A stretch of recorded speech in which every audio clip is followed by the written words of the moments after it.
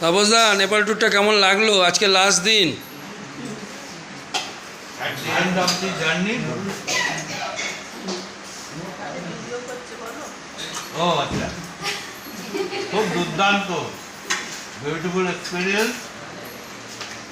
অনেক জায়গায় ঘোরা হলো, অনেক কিছু দেখা হলো, ভালো মন্দ খাওয়া হলো, সম্পূর্ণ এনজয় করা হয়েছে। এবং দেবাশিস আমাদের সব ব্যাপারে আমাদেরকে যথেষ্ট সহযোগিতা করেছে এবং আমরা সবাই মিলে খুব মানে একটা পারিবারিক মিলন ক্ষেত্র হয়ে গেছিল আমাদের এই জার্নিটা। আশা করি ভবিষ্যতে এই ধরনের জার্নি আমরা আবার করব। থ্যাংক ইউ তাপসদা, আমাদের নতুন অতিথি, নতুন গেস্ট। খুব ভালো লেগেছে। কিছু কিছু কারণে কিছু কিছু জিনিস মিস হয়ে গেছে, যেমন সানরাইজটা মেঘের জন্য দেখতে পেলাম না, ওটা একটু মন খারাপ হয়ে গেল। আর বাকি সবই ভালোই লাগবে, 10 দিন ভালোই থাকবে। বাহ, থ্যাংক ইউ। হ্যাঁ, দিক দিয়ে ভালো। 4-4টে হোটেল চেঞ্জ করেছি, সব কটাই সুন্দর হোটেল। বেস্ট। যে নতুন গেস্ট দেবরাজদা আমাদের এবার প্রথম এসছে।